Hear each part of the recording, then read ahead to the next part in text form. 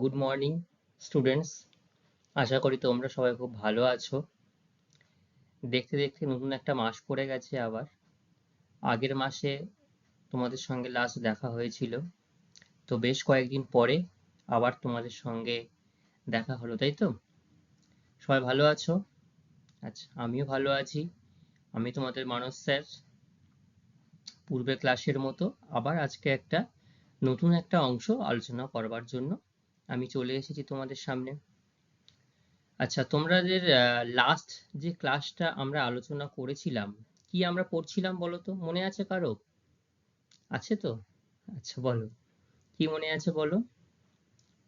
আমরা ভারতবর্ষের পরিবহন এবং যোগাযোগ ব্যবস্থা পড়ছিলাম। ভারতবর্ষের পরিবহন এবং যোগাযোগ ব্যবস্থার আমরা প্রথম পার্ট এবং দ্বিতীয় পার্ট সম্পর্কে নির্দিষ্ট আলোচনা করেছি, তাই তো?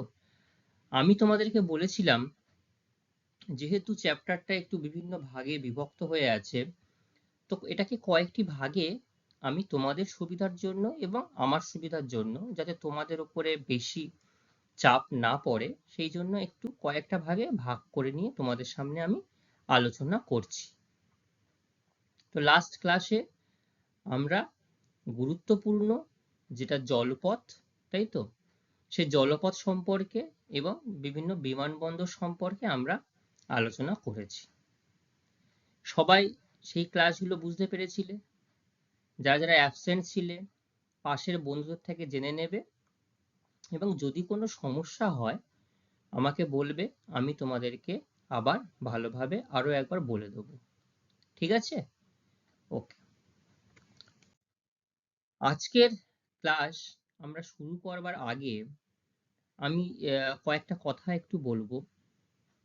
দেখো, আজকের ক্লাসের আমরা ওই যে চ্যাপ্টারটা বা যে অংশ নিয়ে আলোচনা করছিলাম, পাঠ্যসূচি, দশম শ্রেণীর পাঠ্যসূচির তোমার আধুনিক যোগাযোগ ব্যবস্থা এবং পরিবহনে, যে ভারতের পরিবহন ও যোগাযোগ ব্যবস্থার, তার মধ্যে হচ্ছে আজকে আধুনিক যোগাযোগ ব্যবস্থা সম্পর্কে আমরা আলোচনা করব। দেখো, শুরুতেই আমি দিয়েছি modern communication with social media, অর্থাৎ এই যে আধুনিক যুগের যে যোগাযোগ ব্যবস্থা, এটা হয়তো আমার থেকে তোমাদের আরো বেশি এই সম্পর্কে তোমাদের ধারণা বেশি আছে, জ্ঞান বেশি আছে। কারণ তোমরা এখন এই যুগের ছেলেমেয়েরা ইন্টারনেট, মোবাইল এবং বিভিন্ন ইলেকট্রনিক্স ডিভাইস সম্পর্কে আমাদের থেকে তোমরা অনেক বেশি ওয়াকিবহাল, তাই না? নিত্য নতুন কখন কি ফোন বেরোচ্ছে, কোন সোশ্যাল সাইটে কিভাবে আপলোড করলে কার সঙ্গে যোগাযোগ রাখা যায়, এই জিনিসগুলো এখন তোমাদের কাছে খুবই কমন ব্যাপার হয়ে গেছে।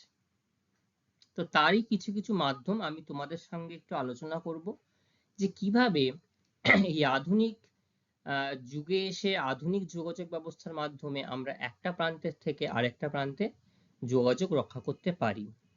দেখো, প্রথমেই যে মডার্ন কমিউনিকেশনের অর্থাৎ সোশ্যাল মিডিয়ার কথা বলা হচ্ছে, প্রথমেই সোশ্যাল মিডিয়া বলতে আমরা কার কথা মনে আসে আমাদের বলো তো? ফেসবুক। তোমরা সবাই মোটামুটি ফেসবুক ইউজ করো, স্ক্রল করতেই থাকছো।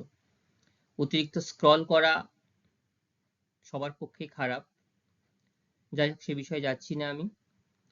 তো প্রথমেই আমাদের ফেসবুক, হোয়াটসঅ্যাপ, তাই তো, জিমেল, আরো বিভিন্ন প্ল্যাটফর্ম আছে, টেলিগ্রাম আছে, ইউটিউব আছে। আর আজকাল তো আরো মানে এত বেশি প্ল্যাটফর্ম হয়ে গেছে সোশ্যাল মিডিয়াতে, সবাই কোনো না কোনো সোশ্যাল মিডিয়াতে কোনো কোনো অ্যাপস সেগুলোর সঙ্গে বিভিন্নভাবে যুক্ত আছে, ইনস্টাগ্রাম এরকম ভাবে। তো এগুলো গেল সোশ্যাল সাইট। আমাদের এই আধুনিক যোগাযোগ ব্যবস্থা শুধু কি সোশ্যাল নেটওয়ার্কিং সাইট বা সোশ্যাল সাইটের উপর নির্ভরযোগ্য? তা কিন্তু নয়। এই যে আধুনিক যোগাযোগ ব্যবস্থা, জিমেল অর্থাৎ বা আরো বিভিন্ন কিছু মাধ্যম রয়েছে, যারা আমরা একটা প্রান্তে বসে বিশ্বের অপর প্রান্তের মাধ্যমে কোনো ডেটা ট্রান্সফার করতে পারছি ইন্টারনেটের মাধ্যমে, কাউকে কোথাও যেতে হচ্ছে না। আগে আমরা একটা ডাকযোগে যে চিঠি লিখলে সেই চিঠিটা পৌঁছতে সময় লাগতো, যদি কাছাকাছি হয় 2 দিন, 3 দিন, 7 দিন, 10 দিন, দূরত্ব অনুযায়ী সেরকম সময় লাগতো। এখনকার দিনে আমরা ফ্র্যাকশন অফ সেকেন্ডের মধ্যে, অর্থাৎ তোমার লেখাটা শেষ হয়ে গেল, তুমি এন্টার মারলে বা সেন্ড করলে, উইদিন সেকেন্ড তুমি যাকে পাঠাচ্ছ তার কাছে খুব সহজেই সেই বার্তা কিন্তু পৌঁছে যাচ্ছে এবং সেখান থেকে সহজেই সে আবার তার উত্তরও দিয়ে দিচ্ছে, তাই না? তো দেখো পরের যে ছবিটা আমি তোমাদের সামনে দেখিয়েছি, একটা ইন্টারনেট আইএসপি দেখো মাঝখানে দিয়েছে আইএসপি, দেখতে পাচ্ছ? দেখো এটা হচ্ছে আইএসপি, ইন্টারনেট সার্ভিস প্রোভাইডার, এবং এখানেও যে যোগাযোগটা রাখছে এটাও একটা কৃত্রিম উপগ্রহের মাধ্যমে, ঠিক আছে? কৃত্রিম উপগ্রহের মাধ্যমে এখানে সিগন্যাল পাচ্ছে। তো এই আইএসপি এবং একটা মেন সার্ভার রয়েছে, প্রত্যেকটা কোম্পানির মেন সার্ভার রয়েছে, এই হচ্ছে এন্ড সিস্টেম সার্ভার।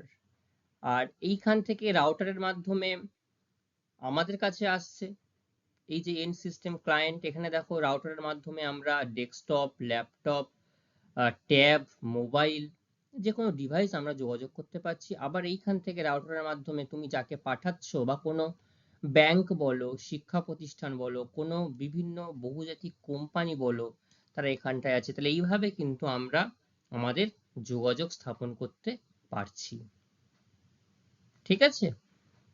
আচ্ছা, লাস্ট দেখো মেট্রো রেল। এটা হচ্ছে আমাদের কলকাতার মেট্রো রেল।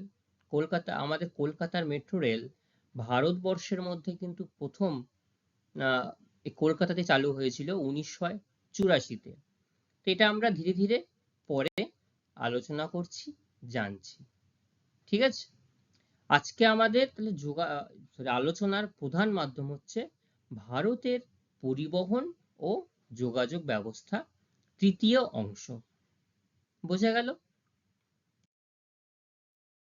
দেখো এই যে ছবি দেখো, আগে ছবিটা দেখলে তোমরা কি এইটা কোথাও কোনোদিন চড়েছো? কে কে এটাকে, এটাতে চড়ে এক জায়গা থেকে আরেক জায়গায় গেছে? কয়েকজন হাত, এটা কি বলে বলো তো? রোপ ওয়ে, তাই তো? রোপ মানে কি বলো তো? দড়ি, ওয়ে মানে পথ, রোপ ওয়ে, তাই তো? রোপ তাহলে দড়ির মাধ্যমে আমরা একটা স্থান থেকে আরেকটা স্থানে যাচ্ছি। এটাকে বাংলায় বলা হয় রজ্জু পথ, ঠিক আছে? তো আমরা দেখো এখানে, তার আগে একটু বলি এই যে রোপওয়ে কথা বলার আগে, পাঠ্যসূচি অনুযায়ী আমরা লাস্ট করেছিলাম জলপথ, ঠিক আছে? বিভিন্ন বন্দর এবং জল, যে ন্যাশনাল ওয়াটারওয়েজ, সেগুলো আমরা আলোচনা করেছিলাম। আজকে আরো যে যে যোগাযোগ ব্যবস্থাগুলো আছে, যেমন ধরো রোপওয়ে আছে, পাইপ লাইন আছে, মেট্রো রেল আছে, ইমেল আছে, ইন্টারনেট আছে, এইগুলো আজকে আমরা আলোচনা করছি। তার প্রথমে রোপওয়ে, ঠিক আছে? আচ্ছা, রোপওয়ে সায়েন্স সিটি কে কে গেছে? সায়েন্স সিটি যদি আগে গিয়ে থাকো বা যদি ভবিষ্যতে কোনোদিন যাবে নেক্সট, ওখানে দেখবে রোপওয়ে আছে। যদি নাও বা চড়ো, কাছাকাছি যাবে, দেখবে রোপওয়ের ব্যাপারটা বুঝতে পারবে। কি আছে সেখানটাতে দেখো, তুমি ছবির মাধ্যমে দেখানোর চেষ্টা করেছি। একটা কেবিল, ঠিক আছে? যেটা তারের কেবিল, সেই তারের কেবিল একটা অংশের সঙ্গে আরেকটা অংশে যোগাযোগ স্থাপন করা হয়েছে পিলারের মাধ্যমে। সেইখানে নির্দিষ্ট মোটরের সাহায্যে এই যন্ত্রটাকে ঘুরিয়ে একটা স্থান থেকে আরেকটা স্থানে যাচ্ছে। এরকম ভাবে কেবিন করে দেওয়া হয়েছে, ছোট বড়। এটা দেখো কতটা বড় কেবিন, এগুলো অনেক লোক, পাশের গুলো দেখো ছোট, ঠিক আছে? আচ্ছা, এবার আমরা জানি, একটু পড়ি কি সম্পর্কে বলছে। বলছে পার্বত্য অঞ্চলে যান্ত্রিক প্রক্রিয়ায় চলমান দড়ির সাহায্যে পণ্য ও যাত্রী পরিবহন ব্যবস্থাকে রজ্জুপথ বলা হচ্ছে। তাহলে শুধুমাত্র যে যাত্রীদের কি বলবো, যাত্রীদের আনন্দ দেওয়ার জন্য, তাদেরকে শুধু ঘোরবার জন্য নয়, পাহাড়ি অঞ্চলে যখন বড় বড় কোনো তোমার পণ্য নিয়ে যেতে হয়, প্রয়োজন পড়ে, তখন কিন্তু এই রজ্জুপথের মাধ্যমে নিচের থেকে ওপরের দিকে আমরা পণ্য পরিবহন করতে পারি। ভারতে 114টি রজ্জুপথ বিদ্যমান। এর মধ্যে মুম্বাই এলিফ্যান্টা রজ্জুপথ দীর্ঘতম, দেখো 8 কিলোমিটার, এবং প্রথম সামুদ্রিক রজ্জুপথ। দেখো প্রথম যে ছবিটা আমি তোমাদেরকে দিয়েছি, এটা কিন্তু এই মুম্বাই এলিফ্যান্টা রজ্জুপথের কথাই বলা হচ্ছে। দেখো সমুদ্রের ওপর দিয়ে, এবং বেশ বড় বড় কেবিন, 8 কিলোমিটার প্রশস্ত, ঠিক আছে, 8 কিলোমিটার যাতায়াত করা যায়, এরকম ভাবে চলে গেছে। ঠিক আছে, তাহলে সব থেকে দীর্ঘতম যদি আমাদের রোপওয়ে বলা হয়, আমরা কোথাকার নাম বলবো? মুম্বাই এলিফ্যান্টা রজ্জুপথ। এছাড়াও ঝরিয়া, যোশীমঠ, রায়গঞ্জ, দার্জিলিং, বিজনবাড়ি, কালিম্পং, চেরাপুঞ্জি, এছাড়াও রাজগীর, গুলমার্গ।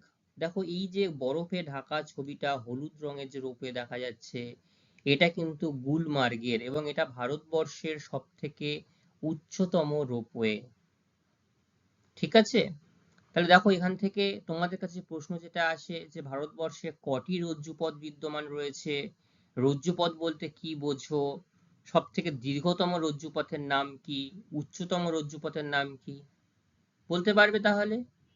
বলো তো উচ্চতম রজ্জুপথের নাম কি? গুলমার্গ।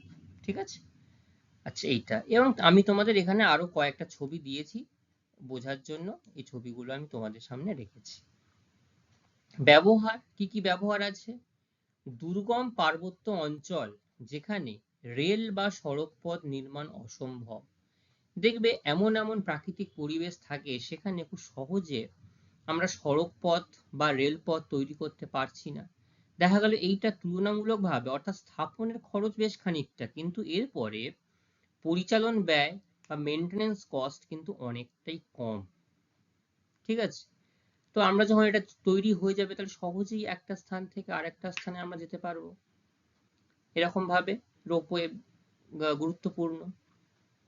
খাড়া পর্বত বা বন্ধুর মালভূমিতে উত্তোলিত খনিজ পরিবহনেও রোপওয়ে ব্যবহৃত হয়। এই যে ঝরিয়া, তোমরা পড়েছো নিশ্চয়ই, কয়লা খনি, তাহলে এইখানেও কিন্তু এই খনিজ পরিবহনের জন্য রোপওয়ে কিন্তু ব্যবহার করা হয়।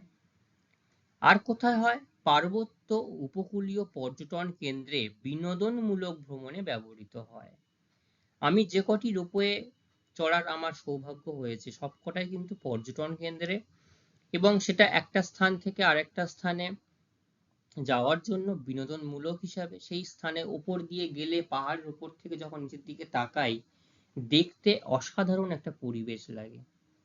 ঠিক আছে, তো সেই বিনোদনমূলক ভ্রমণের জন্য রোপওয়ে ব্যবহার করা হয়ে থাকে। বোঝা গেল এই অবধি?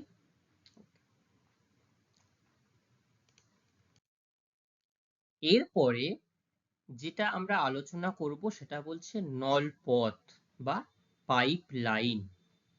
ঠিক আছে, তো পাইপ লাইন জাস্ট সিম্পল, তোমার বাড়ির সামনে জলের পাইপ লাইনটা ভাবো।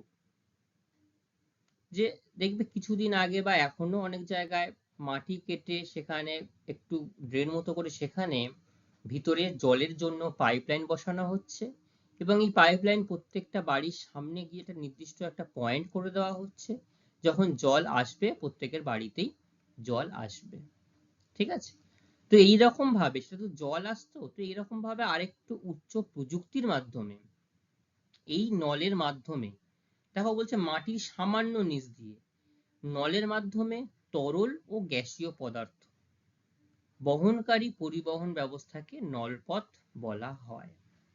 এই যে জলের লাইন, এটাও কিন্তু একটা নলপথ, তবে এই যে জলের লাইন, এটা নির্দিষ্ট একটা অঞ্চল থেকে, দেখা হলো তোমার গ্রামে, যে তুমি যে গ্রাম পঞ্চায়েতের ভেতরে বসবাস করছো, সেই গ্রাম পঞ্চায়েতের কিছু দূরে বা কাছেই একটা জল ট্যাঙ্কি, সেখান থেকেই তোমাকে জল সাপ্লাই করা হচ্ছে। তাহলে যে পাইপ লাইনের দূরত্ব খুব বেশি বিশেষ বোঝা যায় না, কিন্তু এই যে তেল বা গ্যাসের পাইপ লাইনের যে দৈর্ঘ্য সেটা কিন্তু বৃহৎ এবং অনেকটাই বড় হয়। সেই জন্য কি বলা হচ্ছে, দেশে 6325 কিলোমিটার দীর্ঘ তেল ও গ্যাসের পাইপ লাইন রয়েছে, এবং আমরাও বর্তমানে বিভিন্ন জায়গায় দেখতে পাচ্ছি এই মুহূর্তে। যদি তোমাদের পারিপার্শ্বিক এলাকা তোমরা নজর রাখো, দেখবে বিভিন্ন জায়গায় পাইপ খোঁড়া হচ্ছে, মানে রাস্তা খোঁড়া হচ্ছে, এইখানে কিন্তু এই গ্যাসের পাইপ লাইন কিন্তু বসছে। ঠিক আছে, তো প্রধান প্রধান পাইপ যে লাইনগুলো গেছে সেগুলো কি কি রয়েছে? হাজিরা, বিজাপুর, জগদীশপুর গ্যাসের পাইপ লাইন। ঠিক আছে, এটা একটা বড়। দেখো আমি ভারতবর্ষের ম্যাপটা যদি তোমরা একটু খেয়াল করো, এই ম্যাপটা খেয়াল করলে তোমরা এখানে বুঝতে পারবে এইখানে কিন্তু crude oil and LPG pipeline of ইন্ডিয়ার বিভিন্ন পাইপলাইনের বিভিন্ন যে ম্যাপ সেটা কিন্তু এখানে দিয়ে দেওয়া হয়েছে। তো প্রথম একটা বলা হচ্ছে হাজিরা বিজাপুর জগদীশপুর গ্যাস, এইখানটাতেই রয়েছে, হাজিরা থেকে চলে গেছে বিজাপুর হয়ে জগদীশ পর্যন্ত। আচ্ছা, জামনগর থেকে লোনি, এটাও এলপিজি অর্থাৎ লিকুইড পেট্রোলিয়াম গ্যাস, জামনগর থেকে গেছে, এই যে জামনগর আমরা দেখতে পাচ্ছি এখান থেকে লোনি পর্যন্ত গেছে।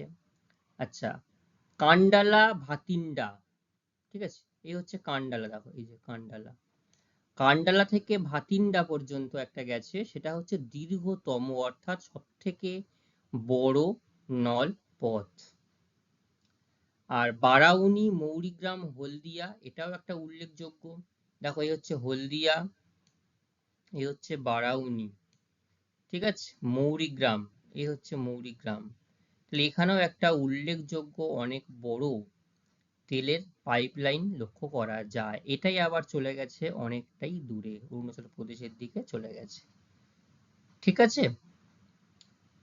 আচ্ছা, এই যে পাইপলাইনের ব্যবহার কি কি রয়েছে, বলা হচ্ছে সেচের জল পরিবহনে ব্যবহৃত হতো প্রথম দিকে, কিন্তু এখন তরল পদার্থ অর্থাৎ শহর অঞ্চলে পানীয় জল এবং কৃষিক্ষেত্রেও আমরা জলের পাইপলাইন ব্যবহার করতে পারি বা করা হয়।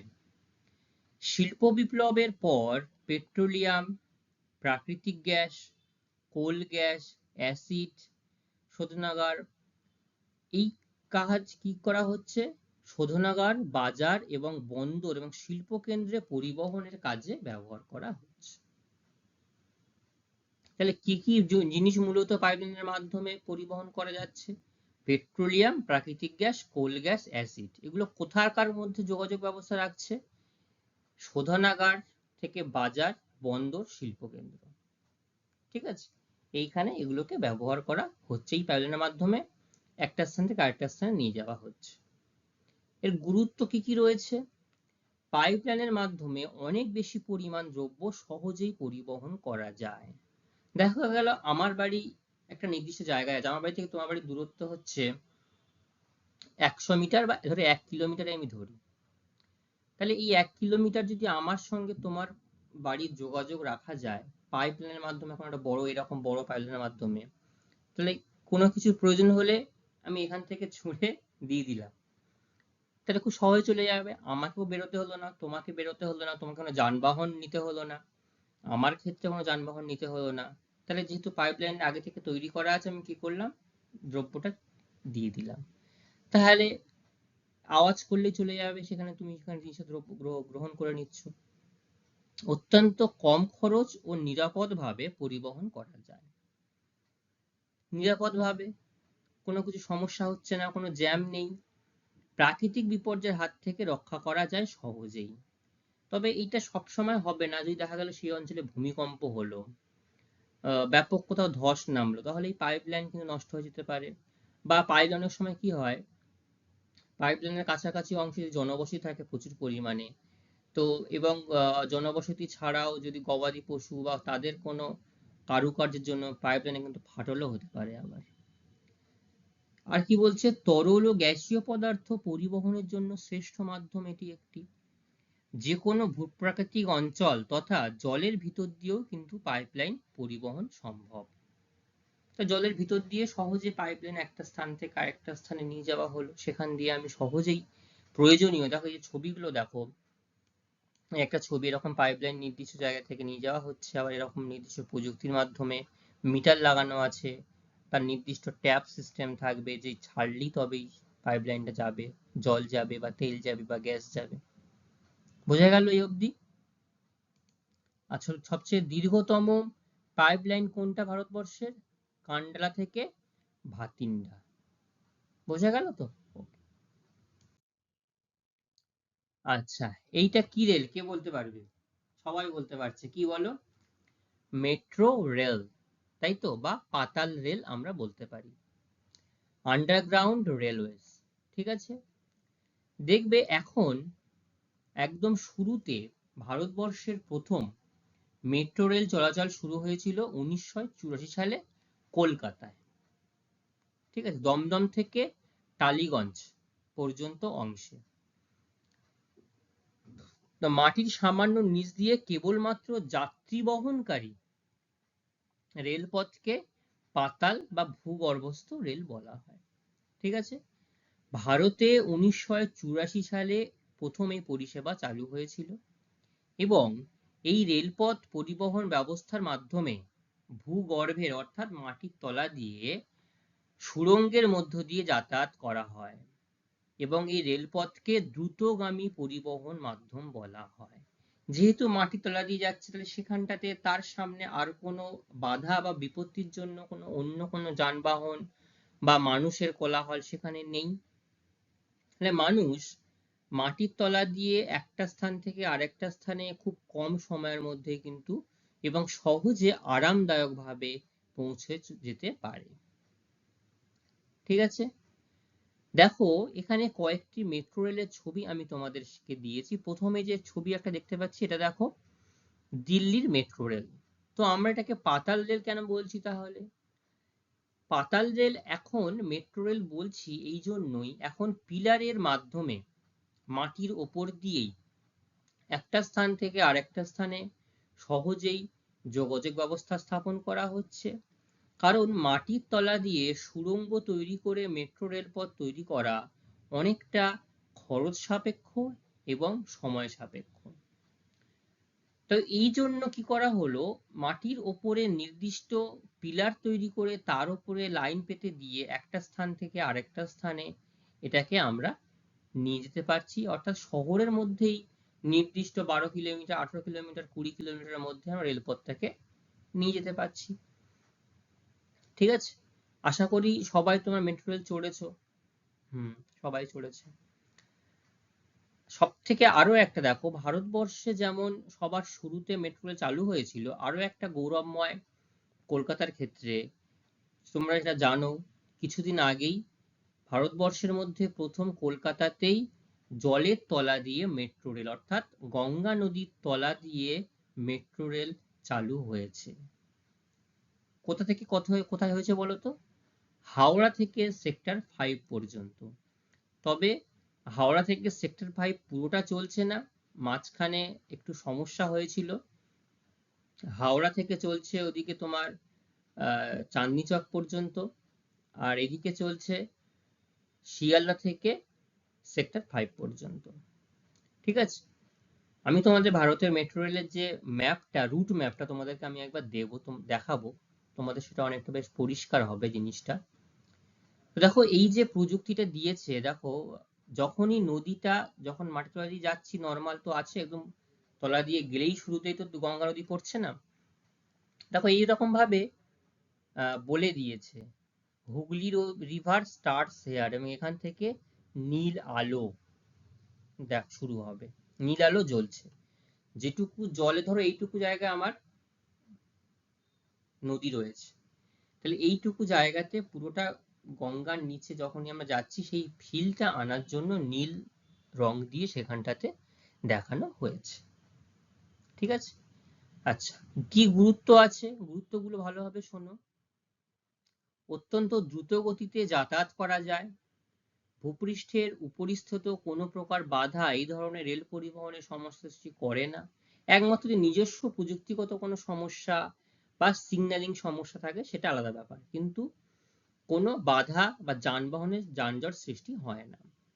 তৈরি করার সময় বেশি খরচ হলেও পরবর্তীকালে খরচ বেশ কম। তাহলে যে কোনো জিনিস ইনফ্রাস্ট্রাকচার যদি একবার তৈরি হয়ে যায়, মেনটেনেন্স কস্ট করলেই কিন্তু সেই অর্থে আর খরচটা অতটা হয় না।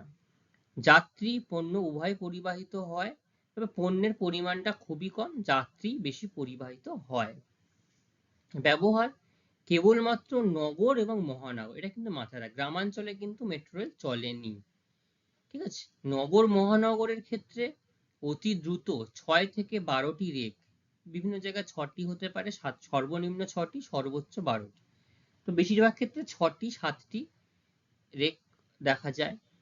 কলকাতায় যেগুলো চলে আমি দেখেছি 6টায়। পরিবহনে এটি ব্যবহার করা হয়। ভূগর্ভে যানজট, মুখোমুখি সংঘর্ষ, পরিবহন বিপত্তির আশঙ্কা থাকে না, তবে খরচের পরিমাণটা বেশ বেশি। ঠিক আছে।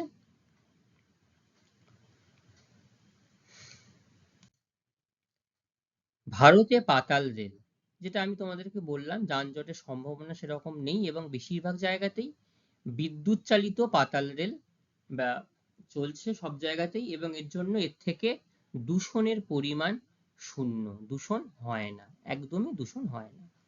এবং এই প্ল্যাটফর্মে যেমন যাত্রী স্বাচ্ছন্দ্য, যেমন অতি উন্নত যোগাযোগ, অতি উন্নত একটা ব্যবস্থা থাকে, সেরকম ভাবে মেট্রো রেলের ভেতরেও কিন্তু একটা বেশ সুন্দর অ্যাটমসফিয়ার লক্ষ্য করা যায় যাত্রী স্বাচ্ছন্দ্যের জন্য। বর্তমানে ভারতবর্ষের 15টি বড় শহরে মেট্রো রেল চলাচল করছে। কোথায়? কলকাতা মেট্রো, যেটা প্রাচীনতম, এবং এটাকে কলকাতার জীবনরেখাও বলা হচ্ছে। দেখো, এই যে সম্পূর্ণ ছবিটা আমি তোমাদেরকে দেখিয়েছি, এটা হচ্ছে কলকাতা মেট্রোর রুট ম্যাপ। ঠিক আছে।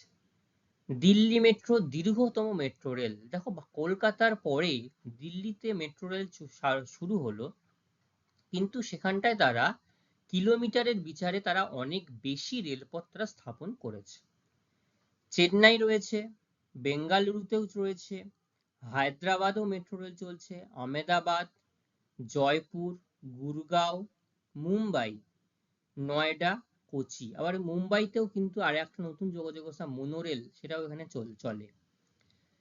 লখনৌ, নাগপুর, কানপুর এবং পুনে। এই যে ভারতবর্ষের অন্যতম যে শহর, এই শহর এবং এই নগর মহানগরের মধ্যেই মেট্রো রেলগুলো চলাচল করছে। ঠিক আছে। তো আমি তোমাদের এইখানটাতে একটু কলকাতার মেট্রো রেল সম্পর্কে বলি। একদম শুরুতে আমাদের মেট্রো রেল চালু হয়েছিল, এই হচ্ছে মহানায়ক উত্তম কুমার। ঠিক আছে। দেখো, এইটা হচ্ছে বলা হচ্ছে নর্থ সাউথ মেট্রো। এই মহানায়ক উত্তম কুমার এখান থেকে শুরু হয়েছিল দমদম থেকে, এই যে দমদম। ঠিক আছে। তো কিছুদিন আগেই এটা দমদম থেকে সম্প্রসারিত হয়ে চলে গেল দক্ষিণেশ্বর পর্যন্ত। দেখো, দক্ষিণেশ্বর মন্দির তোমরা অনেকেই গেছো মেট্রো রেল করে, দক্ষিণেশ্বর মন্দির। আর এদিকে মহানায়ক উত্তম কুমার থেকে নিউ গড়িয়া অর্থাৎ কবি সুভাষ এই পর্যন্ত মেট্রো রেল আবার সম্প্রসারিত হয়েছে। যেটা আমি বলছিলাম, গঙ্গার তলা দিয়ে দেখো হাওড়া ময়দান, এইখান থেকে এই যে লাইনটা যাচ্ছে এখান থেকে এরকম ভাবে স্প্লানেড শিয়ালদা হয়ে এটা চলে গেল সেক্টর 5 পর্যন্ত। তো এখন যদি সমস্যা রয়েছে, সেই জন্য কি হচ্ছে, শিয়ালদা থেকে সেক্টর 5 চলছে, আবার হাওড়া ময়দান থেকে এখানে চাঁদনি চক অব্দি চলছে। এখানে একটু পথটা অসুবিধা রয়েছে। আর এদিকে চলছে, এখানে পুরোটা এখনো আসেনি, এখানে জোকা থেকে চলছে, এই যে জোকা ডায়মন্ড পার্ক থেকে, জোকা থেকে তারাতলা অব্দি, মোস্ট প্রবাবলি তারাতলা, আমার পুরো স্টেশনটার নাম মনে পড়ছে না, তারাতলা অব্দি এখন মেট্রোটা চলাচল করছে। ঠিক আছে।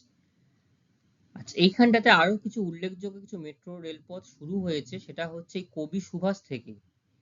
কবি সুভাষ থেকে সেক্টর 5 হয়ে এই মেট্রো রেলটা চলে যাবে পুরো এয়ারপোর্ট পর্যন্ত, আমাদের যে দমদম এয়ারপোর্ট রয়েছে সেইখানে চলে যাবে। তো এইখানটাতে মূলত এখন শুরু হয়েছে কবি সুভাষ থেকে এই যে হেমন্ত মুখোপাধ্যায় অর্থাৎ রুবি পর্যন্ত, এই অবধি মেট্রো রেলটা এখন চলছে। তারপরে মেট্রো রেলটা এখন পুরোটা চলছে না। ঠিক আছে। আচ্ছা, আবার এই যে সল্টলেক থেকে এটা আবার অন্য পথ দিয়ে নিউ টাউনের ওপর দিয়ে এটা আবার চলে যাবে বিমানবন্দর। বিভিন্ন ভাবে মেট্রো রেলকে বিভিন্ন দিক দিয়ে যোগাযোগ স্থাপন করা হয়েছে। ঠিক আছে।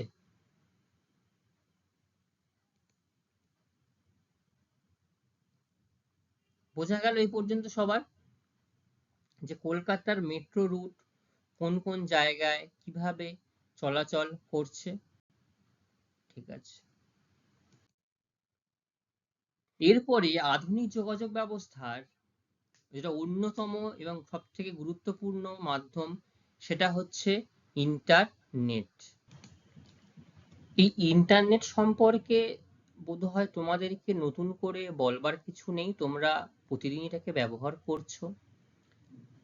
সবার বাড়িতেই কোনো না কোনো ভাবে, হয়তো কারো বাড়ি ব্রডব্যান্ড আছে, কারো বাড়ি মোবাইল নেটওয়ার্কিং এর মাধ্যমে, অর্থাৎ জিও, এয়ারটেল, ভোডাফোন বা যে কোনো মাধ্যমে, যে কোনো নেটওয়ার্ক ব্যবহার করে আমরা ইন্টারনেট ব্যবহার করছি। আচ্ছা বলো তো, এই ইন্টারনেট, আমি জাস্ট তোমাদের কাছে কয়েকটা একটু প্রশ্ন জিজ্ঞাসা করছি, তোমরা তো এখন এটাকে ব্যবহার করছো, তো এই ইন্টারনেট তোমাদের কি মনে হয়, তোমরা ভালো কাজে ব্যবহার করছো, না তোমরা ভালো ছাড়াও, মানে যেটা প্রয়োজন নেই অপ্রয়োজনে ব্যবহার হচ্ছে, তোমাদের কাছে কি মনে হয়, তোমরা মূলত কি কাজে ব্যবহার করো এটাকে? মূলত সোশ্যাল নেটওয়ার্কিং সাইট, তাই তো? ফেসবুক, হোয়াটসঅ্যাপ, ইনস্টাগ্রাম, রিলস বানাচ্ছ এরকম, আর কেউ কিছু? আচ্ছা কেউ কি গুগলের সাহায্যে কোনো একটা বইতে কোনো একটা তথ্য পাচ্ছ না, ইনফরমেশন পাচ্ছ না, এই প্রশ্নের উত্তরটা কি হবে, কেউ কি জেনেছো কোনোদিন? কয়েকজন জেনে, সত্যি কথা বলবে, আমার এখানে বলার কিছু নেই যে স্যার জিজ্ঞাসা করছে মানে জোর করে বলতে হবে এমন কোনো ব্যাপার নয়, আমি জাস্ট জানতে চাইছি। আচ্ছা, এই ইন্টারনেটের মাধ্যমে টাকা আদান প্রদান করা যাচ্ছে, দেখছো এনইএফটি করা যাচ্ছে, বা বিভিন্ন আজকে ফোন পে, গুগল পে, হয়তো তোমাদের সবার নেই, বাড়িতে বাবা মা হচ্ছে। এর মাধ্যমে আমরা যেমন কেবল টিভি রিচার্জ না করেও এর মাধ্যমে বিভিন্ন ওটিটি যে প্ল্যাটফর্ম রয়েছে সেখানেও আমরা কাজে লাগাতে পারছি। তুমি ঘরে বসে দেখবে তোমার বাবা অথবা মা বা দাদা দিদি ঘরেতে বসেই বিভিন্ন হয়তো ইন্টারভিউ হচ্ছে, আবার অনলাইন মিটিংও হচ্ছে জুমের মাধ্যমে, বা আমাদের মাইক্রোসফট এর মাধ্যমে, ঠিক আছে, বিভিন্ন এর ক্ষেত্রে হচ্ছে। তো এগুলো কিন্তু আমাদের গুরুত্বপূর্ণ এবং তোমরা যে ব্যাংকে যাবে, ব্যাংকে বলে সার্ভার নেই, নেট নেই, তাহলে তারা কিন্তু ইন্টারনেটের মাধ্যমে কাজ করছে। বিভিন্ন কর্পোরেট সেক্টর তারা কিন্তু ইন্টারনেটের মাধ্যমেই সম্পূর্ণ তাদের যে ক্লায়েন্ট রয়েছে তারাই কিন্তু যোগাযোগ করছে। যে কোনো হসপিটালে যাবে, তাদেরও নির্দিষ্ট সার্ভার রয়েছে, তারা তার মাধ্যমেই কিন্তু তাদের সফটওয়্যার ডেভেলপমেন্ট করে তারা কাজকর্ম করছে। তাহলে যার যেটা প্রয়োজন, যেমন ভাবে তারা কাজে লাগাতে পারবে, তারা কিন্তু সেভাবেই জিনিসগুলোকে ব্যবহার করবে। ঠিক আছে? তো কি বলা হচ্ছে, এক কথায় যোগাযোগ বলতে বোঝায় মানুষের কথাবার্তার পারস্পরিক আদান প্রদান, এবং এটা একটা গুরুত্বপূর্ণ পরিষেবামূলক কাজ। আচ্ছা, ইংরেজি শব্দ কমিউনিকেশনের উৎপত্তি হয় ল্যাটিন শব্দ কমিউনিকেয়ার, অর্থাৎ যার অর্থ অংশীদার হওয়া বা করা। তাহলে আমি আমার কোনো কিছু শেয়ার করলাম তোমাকে, এটাই হচ্ছে কমিউনিকেশনের মাধ্যমে করছি। অর্থাৎ এইভাবে সংবাদ বা তথ্য বা ভাবের আদান প্রদানকে বলা হচ্ছে যোগাযোগ, এবং এই যোগাযোগ এক নির্দিষ্ট সংগঠিত ব্যবস্থার মধ্যে দিয়ে হচ্ছে। কি কি মাধ্যমে হচ্ছে? এক ইন্টারনেটের মাধ্যমে হচ্ছে, ইমেলের মাধ্যমে হচ্ছে, সেলফোনের মাধ্যমে হচ্ছে। ঠিক আছে? আচ্ছা, ইন্টারনেট, প্রথমেই আমরা যেটা আলোচনা করবো ইন্টারনেট। ইন্টারনেট, ইন্টারকানেক্টেড নেটওয়ার্কস, এই যে দুটো শব্দ দেখো, এই দুটোকে একত্রে আমরা শর্ট ফর্মে ইন্টারনেট বলি। আবার বলছি শোনো, ইন্টার কানেক্টেড নেটওয়ার্কস শব্দ দুটির সংক্ষিপ্ত রূপ হলো ইন্টারনেট। ইন্টারনেটের অর্থ কি? অন্তর্জাল। ঠিক আছে? বিশ্বের যে কোনো প্রান্তে অবস্থিত স্থান থেকে, তুমি বিশ্বের যে কোনো প্রান্তেই থাকো না কেন, ইন্টারনেটের মাধ্যমে বিশ্বের যাবতীয় তথ্য খুব সহজেই পাওয়া যাচ্ছে।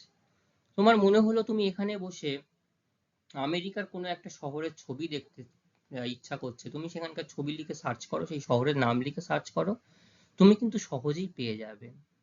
যে গুগল ম্যাপ রয়েছে, ম্যাপের মাধ্যমে, জিপিএস এর মাধ্যমে তুমি একটা স্থান থেকে আরেকটা স্থানে যাচ্ছ। কেউ জিপিএস ব্যবহার করেছো? আচ্ছা, ব্যবসা বাণিজ্য, ব্যাংক, দূরশিক্ষা, দূরচিকিৎসা ক্ষেত্র, অন্যান্য নানা কাজে ইন্টারনেটের গুরুত্ব অপরিসীম। দেখো, ইন্টারনেটের মাধ্যমে ব্যাংকিং বিভিন্ন কাজকর্ম, এখানে যোগাযোগ ব্যবস্থা করা যাচ্ছে, যোগাযোগ ব্যবস্থা, এখানে তথ্য আদান প্রদান, এখানে টুইটার, অর্থাৎ টুইট করছে, ক্যালকুলেটরের বিভিন্ন কাজ, বা এই যে ডেবিট কার্ড দিয়েছে, এটা ডেবিট কার্ড, মানুষ বই পড়তে পারছে, জিমেল করতে পারছে, ফোল্ডার শেয়ার করতে পারছে, যে কোনো কিছু এখানে মানুষ সার্চ করতে পারছে।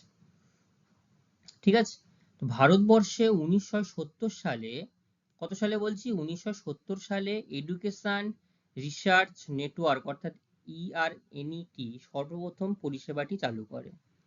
বর্তমানে নেট সংযোগে বিশ্বে ভারতবর্ষ দ্বিতীয় স্থান অধিকার করে, অর্থাৎ জনসংখ্যা 26% মানুষ কিন্তু ইন্টারনেট সরাসরি ব্যবহার করে। কি কি সুবিধা রয়েছে? বিশ্বের যে কোনো প্রান্তের সংবাদ, বার্তা, তথ্য, ছবি মুহূর্তের মধ্যে আমরা একটা স্থান থেকে আরেকটা স্থানে পৌঁছে দিতে পারছি। গ্লোবাল ভিলেজ, কি বলা হচ্ছে গ্লোবাল ভিলেজ জিনিসটা? দূরত্বের ব্যবধান হ্রাস করে এই যে বিশাল পৃথিবী, সুবৃহৎ এই যে পৃথিবী একটা ছোট্ট গ্রামে পরিণত করছে।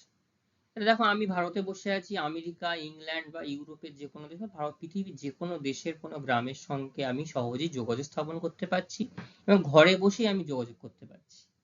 এই গোটা বিশ্বকে ঘরের সীমানায় আবদ্ধ করছে, এটাকে বলা হচ্ছে গ্লোবাল ভিলেজ। কি সুবিধা রয়েছে? আর বিবিধ সুবিধা। একই সঙ্গে চিঠিপত্রে আদান প্রদান করতে পারা যাচ্ছে, শিক্ষা, সংস্কৃতি, রাজনৈতিক, অর্থনীতি, এই যে খবর পড়ছেন, সহজেই খবর পৌঁছে যাচ্ছে, তুমি ঘরে বসেই ফেসবুক বা বিভিন্ন পেপারের যে ওয়েবসাইট রয়েছে সেখানে তুমি খবর পড়তে পারছো। বিজ্ঞান প্রযুক্তিগত, বৈজ্ঞানিক গবেষণাপত্র, ব্যবসায়িক আলোচনা, ব্যাংকের ক্ষেত্রে, দূরশিক্ষার ক্ষেত্রে সব জায়গায় কিন্তু আমরা এই ইন্টারনেটের মাধ্যমে যোগাযোগ স্থাপন করতে পারছি বা কাজ আমরা করতে পারি। আচ্ছা, এখান থেকে দুটি স্মার্ট সিটি তোমরা উদাহরণ হিসেবে মনে রাখবে। পদুচেরি একটা অন্যতম স্মার্ট সিটি, আর মুম্বাই হচ্ছে ওয়াইফাই সিটি। ঠিক আছে, এরপরে রয়েছে ইমেল। ঠিক আছে, ইমেল অর্থাৎ ইলেকট্রনিক্স মেল। তো ইলেকট্রনিক মেল বা বৈদ্যুতিক ডাক ব্যবস্থা কি করা হচ্ছে? ইন্টারনেটের সুবিধাযুক্ত কম্পিউটারে প্রেরকের টাইপ করা চিঠি, অর্থাৎ আমি কাউকে কিছু দেবো, তো কোনো একটা চিঠি টাইপ করলাম বা করলাম, বা কোনো তথ্য, ছবি হতে পারে, ফোন নাম্বার হতে পারে, নাম্বার হতে পারে, একটা নির্দিষ্ট মাধ্যমে আমি সেটাকে সেন্ড করলাম এবং আইএসপি, যে প্রথমে ছবিটা দেখিয়েছিলাম, যেটা নির্দিষ্ট আইএসপির মাধ্যমে এবং কৃত্রিম উপগ্রহের মাধ্যমে সাংকেতিক ভাষায় একটা স্থান থেকে আরেকটা স্থানে চলে যাচ্ছে। এবং ধরো আমি একটা ইমেল করলাম, তোমার ইমেল বাক্স গিয়ে সঙ্গে সঙ্গে ইমেল বাক্সটা পৌঁছে যাচ্ছে এবং পর্দায় ফুটে উঠছে। তাহলে এই যে ব্যবস্থা, কয়েক সেকেন্ডের মাধ্যমে হাজার হাজার কিলোমিটার ব্যবধানকে আমরা খুব অল্প সময়ে, নিমেষে, অল্প খরচে পাঠিয়ে দিতে পারছি এবং আদান প্রদান করতে পারছি, এবং শুধুমাত্র আমি আর তুমি দেখতে পাচ্ছি, তাই না? এর আর তুমি যদি কাউকে তোমার সিস্টেমের অ্যাক্সেস না দিয়ে থাকো, তাহলে তুমি এখন দেখতে পাবে। কিন্তু আমরা যে হার্ড কপি ডাকযোগে দিতাম, যে কোনো সময় রাস্তায় হারিয়ে যেত, কেউ ছিঁড়ে দেখে নিত, অনেক সমস্যা থাকতো। এখন কিন্তু সেটা হওয়ার কোনো সম্ভাবনা নেই। এই হচ্ছে ইলেকট্রনিক্স মেল। ভারতে 1971 সালে প্রথম ইমেল চালু হয়েছিল। এইভাবে ভিমেল, ভয়েস মেল, অর্থাৎ প্রথমে তো মানুষ আদান প্রদান করলো লিখে লিখে, তারপরে ভয়েস মেল অর্থাৎ আমি যা কথা বলবো সে কণ্ঠস্বর সম্পূর্ণভাবে তোমার কাছে গিয়ে পৌঁছে যাবে, মানুষের মনের ভাব প্রকাশ করতে পারছে। ট্রানজিস্টরে প্রেরকের অবিকল নিজ কণ্ঠস্বর বেজে ওঠে। এখন তো ফোন বা হোয়াটসঅ্যাপের ভয়েস কল, বিভিন্ন জায়গায় ভিডিও কলের মাধ্যমে খুব সহজেই আমরা যোগাযোগ স্থাপন করতে পারছি। তো কিভাবে কি হলো? এই ব্যবস্থার মাধ্যমে হাজার হাজার কিমির ব্যবধানে চিঠি এবং তথ্য চোখের নিমেষে অল্প খরচেই আদান প্রদান হতো। 1972 সালে প্রথম ইমেল চালু হয়েছিল। কবে চালু হয়েছিল? 1972 সালে। এরপরে রয়েছে মোবাইল ফোন। মোবাইল ফোন বললাম, ডিভাইস সম্পর্কে আমার থেকে বেশি তথ্য তোমাদের কাছে আছে। এটাকে আমরা বলি চলভাস। ঠিক আছে, তো এটাকে বহনযোগ্য দূরভাষ চলভাষ বলা হচ্ছে। এখান থেকে আমরা এসএমএস করতে পারি, এমএমএস করতে পারি, ফোন করতে পারি, বিভিন্ন social networking site, Facebook, Twitter, WhatsApp, Instagram সবকিছু ব্যবহার করতে পারছি আমরা। সামাজিক সংযোগ, এবং আজকাল তো সামাজিক যে কোনো কিছু, যার যার প্রতিবাদের ভাষা কারো কোনো সমস্যা, সেগুলো সবই সোশ্যাল নেটওয়ার্ক সাইটে সবাই শেয়ার করছে, সবাই দেখতে পাচ্ছে, এবং নির্দিষ্ট টাওয়ারের মাধ্যমে আমরা এখানে যোগাযোগ স্থাপন করতে পারছি। ঠিক আছে। ভারতবর্ষে 1999 সালে সরকারি সংস্থা বিএসএনএল, যেটা আজকে ধুঁকছে সরকারি সংস্থাটা, ভারত সঞ্চার নিগম লিমিটেড, এবং বেসরকারি সংস্থা Airtel, Vodafone, tata, Jio, Reliance প্রভৃতি সেলফোন পরিষেবা চালু হয়েছিল। বর্তমানে রিলায়েন্স জিও সর্ববৃহৎ নেটওয়ার্ক সংস্থা। দেখো, এই যে আমি নিচে অনেকগুলো সোশ্যাল নেটওয়ার্কিং সাইটের ছবি আমি তোমাদের সামনে এখানে দেখিয়েছি, এবং এখানে use of mobile phone, calculator, communication, entertainment, ছবি, সিনেমা, গান, নাচ, গান, অনলাইন ব্যাংকিং আমরা করছি, ক্যামেরা ব্যবহার করছি, navigation, GPS, internet, flash light, এবং এই ফোনের মাধ্যমে আমরা সবকিছু দেখছি। ইউটিউবে আমরা এমন কোনো তথ্য নেই ইউটিউবের মাধ্যমে আমরা পাই না, সব তথ্য এখান থেকে আমরা সংগ্রহ করতে পারি, তাই না? আচ্ছা, কি গুরুত্ব বা সুবিধা রয়েছে? সহজ যোগাযোগ ব্যবস্থা। তাহলে যে কোনো সময় পথ ঘাট বাজার স্থল, তুমি বাজারে গেছো, ফোন করলাম, ভাই কোথায় আছিস, সঙ্গে সঙ্গে আমরা তোমার যোগাযোগ হয়ে যাচ্ছে। সময় এবং শ্রম এখানে কম ব্যবহার হচ্ছে। এসএমএস অর্থাৎ শর্ট মেসেজ সার্ভিস, সংক্ষিপ্ত বার্তা প্রদান, এমএমএস মাল্টিমিডিয়া মেসেজ সার্ভিস, এইগুলো কিন্তু মনে রাখতে হবে। এসএমএস এর পুরো কথা, এমএমএস এর পুরো কথা, এগুলো সহজে পাওয়া যায়। এছাড়াও কি রয়েছে? অত্যাধুনিক ফোনে FM, TV, camera, voice recording, GPS, mobile banking, internet পরিষেবা, সাংবাদিকদের বিভিন্ন কাজে, আমি যে কোনো ভিডিও যে কোনো সময় আমি ছবি তুলে রাখছি, সেগুলো আমি পরে শেয়ার করছি। এগুলো বোঝা যাচ্ছে? ওই জন্য বললাম আমার থেকে তোমরা ভালো জানো, ভালো বলতে পারবে। ক্যামেরা করছি, ভিডিও করছি, সব তথ্য আমরা কিন্তু এই মোবাইল ফোনের মাধ্যমেই সব সঞ্চিত করছি। এবং এই মোবাইল এসে কত মানে অন্যান্য ডিভাইস, যেমন আগে রেডিওর প্রচলন ছিল, এফএম এর প্রচলন ছিল, ক্যালকুলেটরের প্রচলন ছিল, টর্চের প্রচলন ছিল, সিনেমা হলে গিয়ে লোক সিনেমা, এখন কিন্তু সেগুলো অনেকটাই কমে গেছে। মোবাইল ফোন এসে সব কিন্তু আমরা হাতের মুঠোয় পেয়ে যাচ্ছি। ঘরে বসে মোবাইলের ইলেকট্রিক বিল দেওয়া থেকে শুরু করে ব্যাংকিং বিভিন্ন কাজ সব কিন্তু আমরা সহজেই করতে পারছি। এবং শুধু ইলেকট্রিক বিল নয়, যে কোনো জায়গার বিল, যে কোনো সরকারি পরিষেবাও এগুলো আমরা ইন্টারনেটের মাধ্যমে করতে পারছি। স্কুলের বিল, সেগুলো আমরা এর মাধ্যমে করতে পারি। তাই তো? কারোর কোনো প্রশ্ন আছে এই বিষয়ে? আচ্ছা, এইখান থেকে কিছু গুরুত্বপূর্ণ প্রশ্ন আমি তোমাদের সামনে রেখেছি। তোমরা প্রশ্নগুলো খুব ভালোভাবে দেখে নাও এবং নোট ডাউন করে নাও।